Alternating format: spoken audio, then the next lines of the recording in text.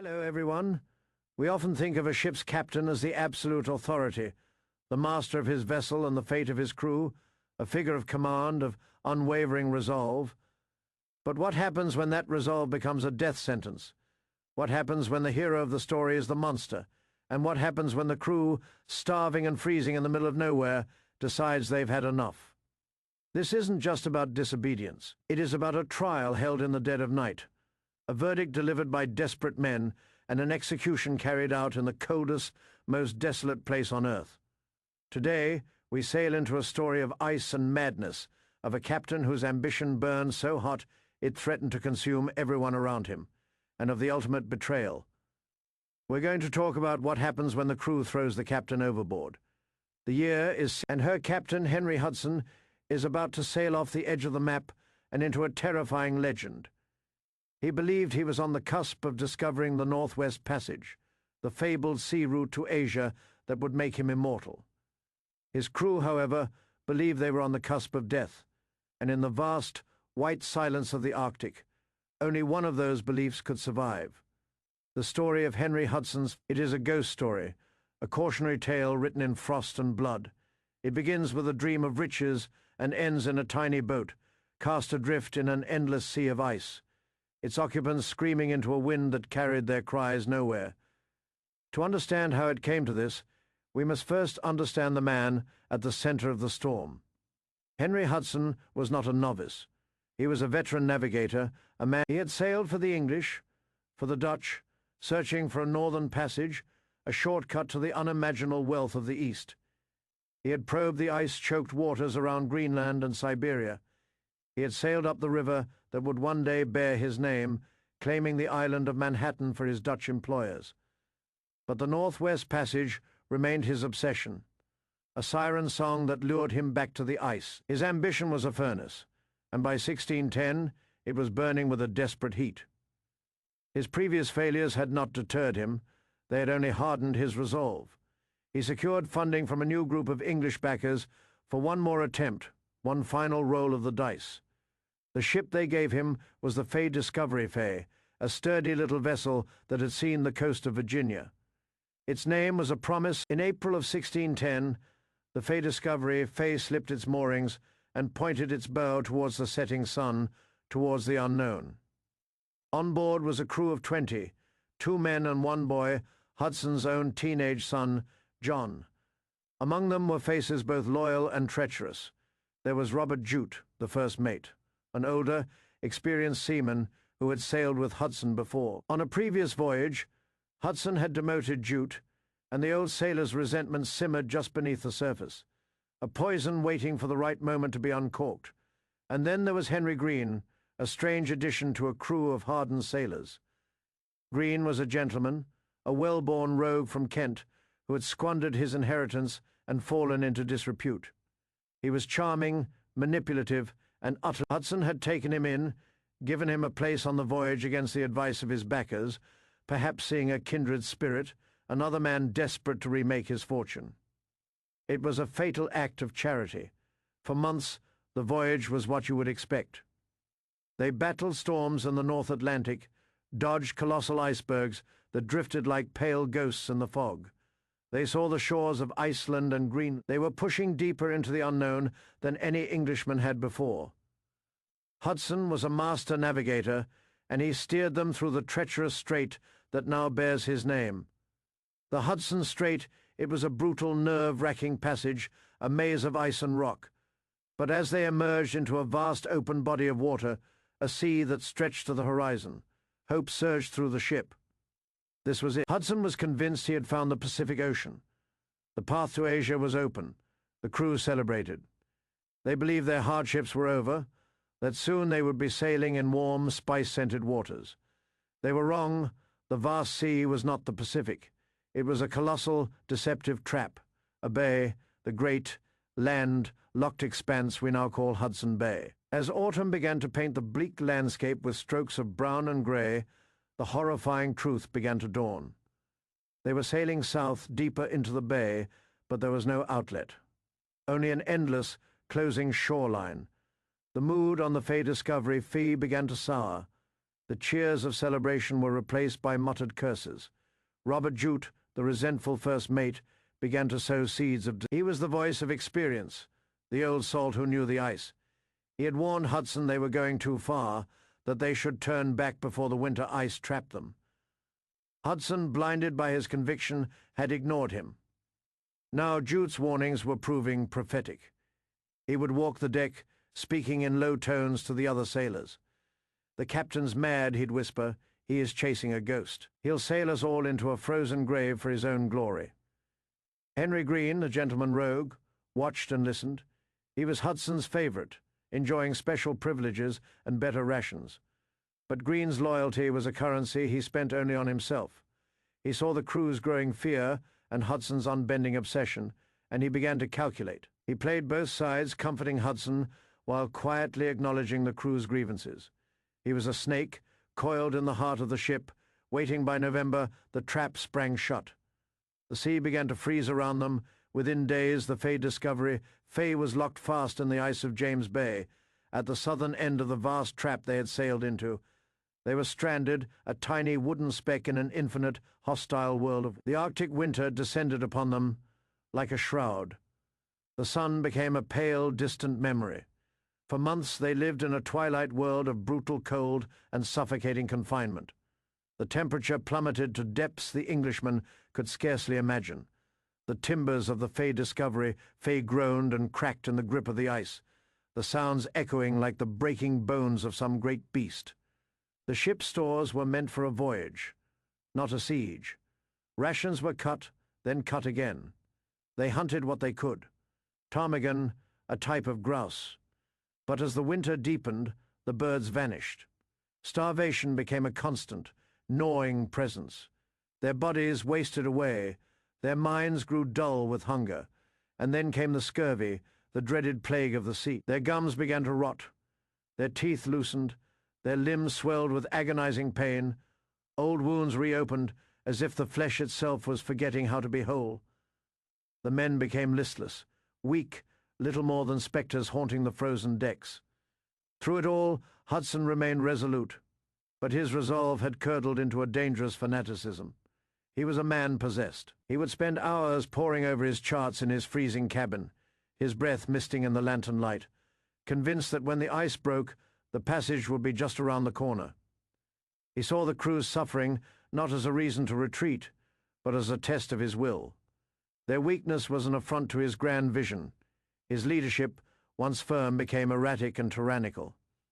He hoarded what little food remained, playing for... Henry Green continued to receive preferential treatment, which only fueled the crew's resentment.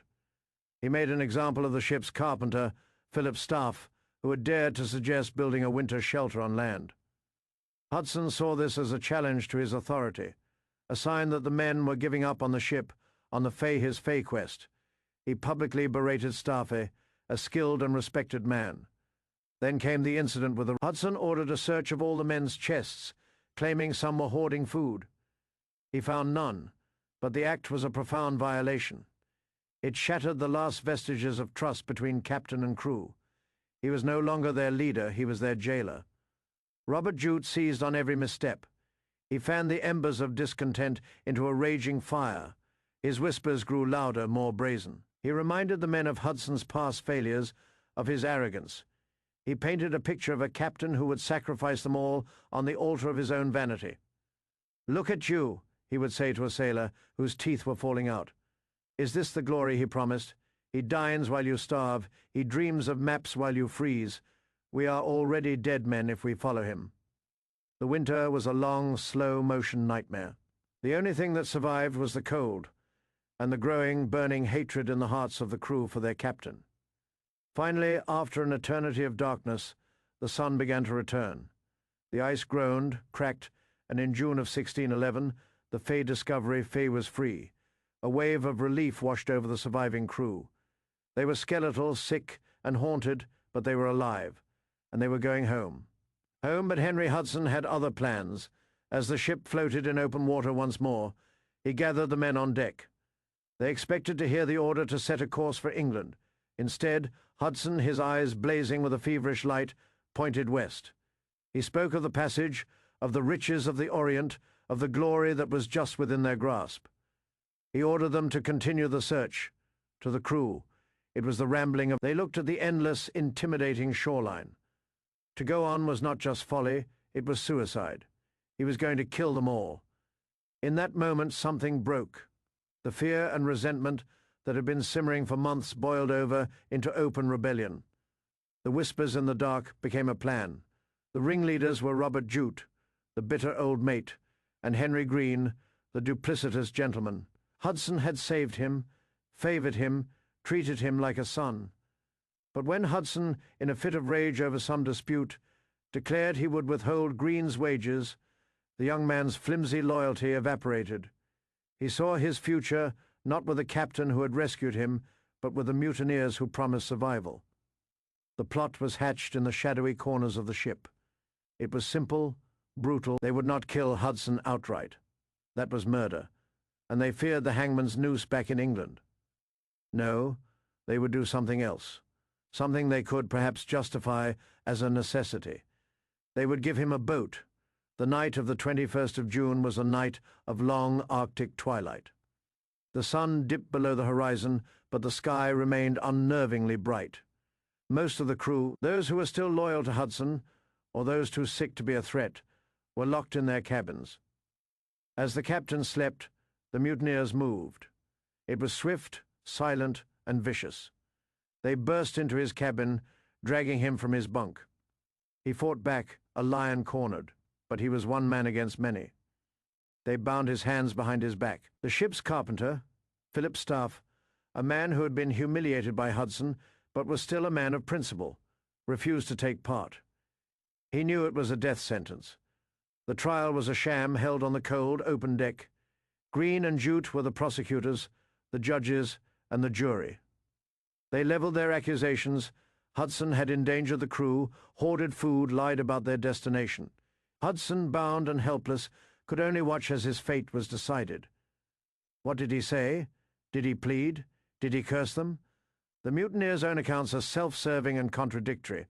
Perhaps he was simply silent, stunned by the sheer totality of the betrayal. The sentence was passed. Hudson, his teenage son John, and 7 other men, those who were either too sick to be useful or had voice, they were forced into the shallop, a small open boat that was towed behind the Fay Discovery Fay. They were given no food, no water, no tools, no weapons, only a few meagre supplies and a musket. The carpenter, Philip Staff, in a final act of defiance and loyalty, chose to join them. He knew he was choosing death, but he declared he would not be a party to such a villainous act, and that he would rather hang it. He gathered some tools and climbed into the boat with his doomed captain. It is one of the most haunting images in the history of exploration. The small, overcrowded boat, with the great explorer Henry Hudson, his young son, and a handful of loyal or dying men sitting in silence.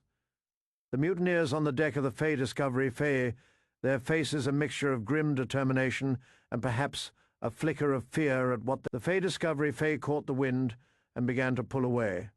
The shallop, with its condemned passengers, began to shrink in its wake. They drifted apart, the great ship and the tiny boat, 2 vessels on opposite courses of destiny. The men in the shallop were never seen again. What became of them is a mystery that the Arctic has kept for over 400 years. Did they try to follow the ship? Did they fall prey to polar bears or the crushing ice? There are whispers, of course. Legends later explorers heard tales from the Inuit people of a group of white men who had come ashore and been killed. Others claim to have found the ruins of a small shelter. But there has never been any concrete proof. No bodies, no wreckage, no definitive sign. Henry Hudson and his companions were simply swallowed by the vast... They vanished from the world, leaving only a question mark hanging over the ice. For the mutineers aboard the Fay Discovery, their act of survival did not bring them peace. It brought them a curse. Their journey home was a waking nightmare, a descent into a hell of their own making. Without Hudson, their master navigator, they were lost. They sailed aimlessly, their food supplies dwindling to nothing. They argued, they fought, they accused each other. The ghost of the man they had abandoned haunted the ship. Robert Jute, the chief instigator, began to believe the ship itself was cursed. He saw Hudson's face in the fog, heard his voice in the wind. The mutineers were starving. They were reduced to eating candle wax and fried seagull bones when they finally encountered a group of Inuit. Their desperation led to violence. Henry Green, now the self-appointed captain, led a party ashore to trade for food. The encounter turned bloody. Green, the charming rogue who had orchestrated the mutiny, was killed along with several of the other main conspirators. It was a swift, brutal, and perhaps fitting end. Their bodies were left on the rocky shore, a feast for the Arctic wolves. Robert Jute, the old sailor whose bitterness had... He died of starvation on the voyage home, wasting away to nothing, haunted to the very end. The Fay Discovery Fay, a ghost ship crewed by skeletons, finally limped into a harbour in Ireland of the 13 mutineers who had sailed away from Hudson's shallop. Only a handful remained alive. Their tale was a garbled mess of excuses and lies. They painted Hudson as a monster, a madman, and themselves as reluctant saviours who had acted only to preserve their own lives. They were brought back to England and put on trial, but not for mutiny. The ship's backers, the powerful men who had financed the voyage, were less concerned with the fate of their captain than with the fate of their investment. They wanted Hudson's charts, his logs, the secret of the Northwest Passage he had The trial was a farce. With Hudson and all key witnesses dead, it was the mutineers' word against no one. They were acquitted of the most serious charges. They got away with it, or did they? They lived the rest of their lives in obscurity, forever marked by what they had done in the ice. The story they told never quite held together, and the shadow of their crime followed them to their graves. So what do you think? Was this a necessary act of survival, or was it cold-blooded murder, born of greed and resentment? Let us know what you think in the comments below. And if you find these hidden, darker chapters of history as fascinating as we do, please take a moment to subscribe to our channel and give this video a like. It's the best way to support us and ensure we can keep digging up these incredible true stories. The quest for the Northwest Passage would continue for centuries. The passage was eventually found, but it proved to be commercially useless. A frozen, treacherous path that had cost countless lives. Henry Hudson's name, however, achieved a different kind of immortality.